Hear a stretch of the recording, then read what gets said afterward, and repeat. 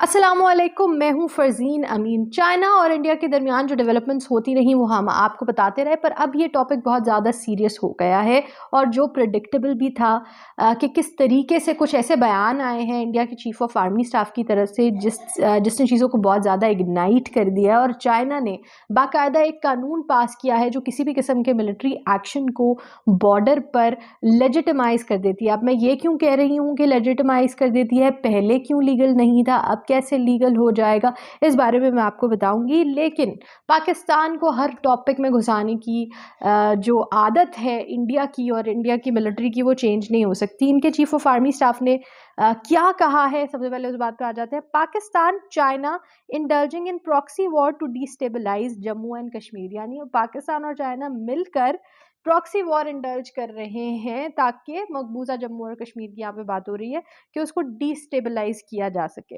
अब पहले तो इंडिया के पास स्टेबिलिटी की डेफिनेशन है क्या, वो किस चीज़ को स्टेबल कहते हैं, वो सबसे बड़ा यहाँ पे पॉइंट ऑफ क्वेश्चन है। एक ऐसी स्टेट, एक ऐसी इलीगली ऑक्यूपाइड स्टेट जिसके गिर्द आपने 7 लाख से ज़्यादा मिलिट्री डिप्लॉयमेंट कर रखी है, ह्यूमन प्रेजेंट बना रखा है और रोज़ वहाँ पे अट्रॉसिटीज़ होती हैं। इस महीने के अंदर अंदर 12 लोग शहीद हो चुके हैं मकबूजा जम्मू एंड कश्मीर के अंदर। उस स्टेट को, उस इलीगली ऑक्यूपाइड स्टेट को आप कह रहे हैं कि वो स्टेबल है, तो आपकी स्टेबिलिटी की जो डेफिनेशन है वो पहली बहुत ज़्यादा फ्लॉड है। आगे बात बढ़ाते हुए वो कहते हैं, security forces remain alert and carry out effective measures to ensure that these kind of activities are not allowed to happen anymore, and we are able to develop and build confidence among the people.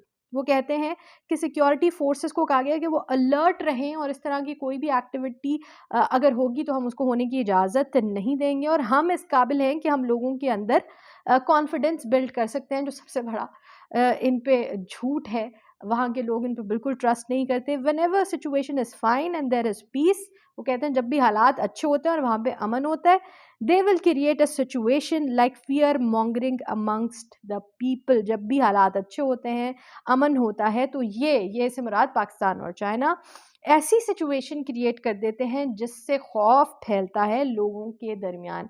अब कौन सी situation को ये piece कहते हैं और कौन सी situation को ये फाइन कह रहे हैं और कब हुआ कि कश्मीर में हालात फाइन थे? अभी तक ब्लैकआउट, इंटरनेट अवेलेबिलिटी ना होना, उनको एक ह्यूमन प्रिजन में डाल देना, इनके लिए क्या है फाइन, वो आज तक ये खुद नहीं बता सके। खैर, इन सारी बातों का एक बहुत ज़्यादा डीपर इम्पैक्ट नज़र आया है जो हमें चाइना की तरफ से जो स्टेटमेंट्स आई हैं उनसे पता चला है।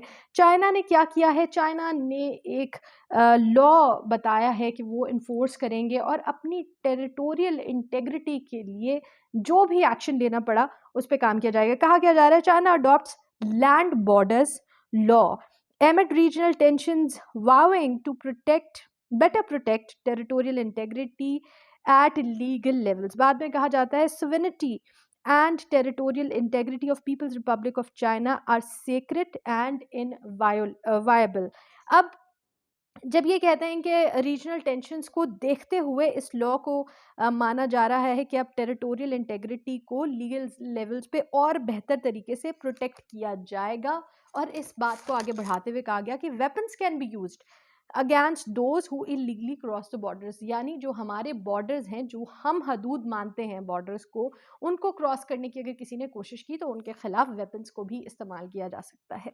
अब लाइन ऑफ एक्चुअल कंट्रोल एक ऐसी टेरिटरी है जहां 1993 में एक मुआहदा हुआ था चाइना और इंडिया के दरमियान के जो टेरिटरीज डिफाइंड नहीं है कि वो चाइना की हैं या इंडिया की है, वहां उसको हम करार दे देंगे लाइन ऑफ एक्चुअल कंट्रोल। और फिर 1996 में एक मुआहदा हुआ कि यहाँ पर वेपन्स का इस्तेमाल नहीं होगा, यानी वो चाइना हो या वो इंडिया हो, दोनों की तरफ से जो ट्रेडिशनल वेपन्स हैं, बंदूकें हैं या जो भी आर्टिलरी है, उसका इस्तेमाल एक दूसरे पर नहीं किया जाएगा। और यही वजह है कि जब गलवान वैली वाला वाक़या हुआ तो इन्होंने पत्थरों से और लाठियों से और हैंडमेड कुछ वेपन्स के साथ लड़ाई की और 20 फ़ौजी मर गए थे इंडिया के, और 4 फ़ौजी चाइना की तरफ भी मारे गए थे।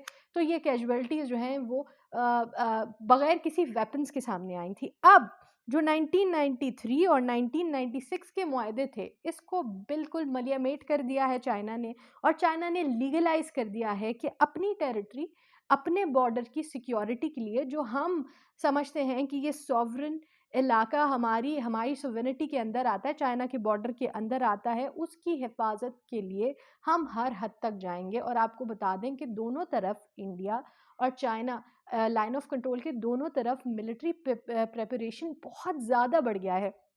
चाइना की लाइन ऑफ एक्चुअल कंट्रोल के पीछे अगर आप देखें तो 3 मिलिट्री बेसेस हैं थोड़े डिस्टेंस पे, जो ऑलरेडी रेडी थी, लेकिन अब वो कह रहे हैं कि वो इस रीजन को भी इस रीजन में भी मिलिट्री का यूज़ होगा, वेपन्स का इस्तेमाल होगा। साथ ही साथ ऑर्गेनाइजेशंस और लोगों को भी कहा गया है कि अब वो भी ख्याल रखेंगे कि कोई दूसरे मुल्क का इंसान या कोई भी दूसरे मुल्क की फ़ोर्स हमारी टेरिटरी के अंदर घुसने की कोशिश ना करे। अब ये आम लोगों और आम ऑर्गेनाइजेशंस की भी ज़िम्मेदारी होगी, और फिर वो रिपोर्ट करेंगे, और चाइना चाहेगा तो वेपन्स को इस्तेमाल करेगा। तो ये खुला ऐलान है कि अब आप कोशिश मत कीजिएगा, नहीं तो हम जंग के लिए तैयार हैं। अब हम उस कोर्स को फॉलो नहीं कर रहे जो हिस्टोरिकली हम कोर्स को फॉलो करते। ऑल्दो उन्होंने कहीं पे भी अपने डॉक्यूमेंट में ये नहीं बोला कि वो 1993 या 1996 के मुआहदे ख़त्म कर रहे हैं, लेकिन जब वो कह रहे हैं कि वो हथियारों का इस्तेमाल करेंगे, तो जाहिर है सीधा सीधा ये दोनों मुआहदे ख़त्म होते हुए नज़र आ रहे हैं। लाइन ऑफ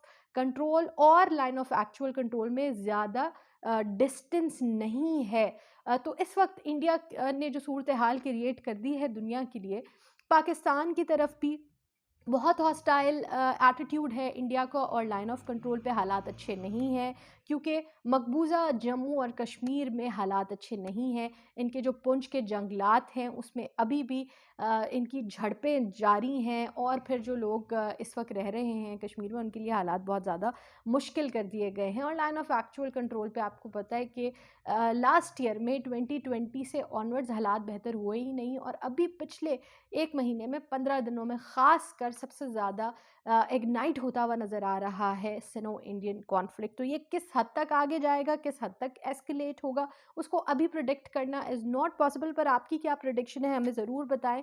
चाइना के जो एनालिस्ट हैं, उनकी एक प्रिडिक्शन ज़रूर है कि बाय 2027 चाइना जो है अपनी सारी लॉन्ग लॉस्ट टेरिटरीज़ को वापस चाइना का हिस्सा बना के, जो चाइना की ग्रेट सिविलाइजेशन थी, चाइनीज़ सिविलाइजेशन, उसकी उसको वापस से रीयूनाइट करके बनाने जा रहा है, जिसमें ख़ासकर इंडिया का जो इलाका उत्तर प्रदेश है वो भी आता है। और वो एक बड़ा कॉन्फ्लिक्ट है जो इस वक्त तक मौजूद है चाइना और इंडिया के दरमियान। आपका क्या ख़्याल है इस बॉर्डर डेवलपमेंट के बारे में, पाकिस्तान के साथ डेवलपमेंट्स के बारे में, कि क्या दुनिया जल्द ही कोई ऐसी बड़ी जंग देखने वाली है? एनीवे हम अपने चैनल से हमेशा ये पैगाम देते हैं कि जंग किसी के हक में भी बेहतर नहीं होती। आपका क्या ख़्याल है, हमें कमेंट सेक्शन में ज़रूर बताएं। दुनिया में बड़ी डेवलपमेंट्स जानने के लिए ग्लोबल ट्रक्स की आगे आने वाली वीडियोस को ज़रूर देखें। चैनल को सब्सक्राइब करें, वीडियो को लाइक और शेयर करें। अपना ख्याल रखें। अल्लाह हाफ़िज़।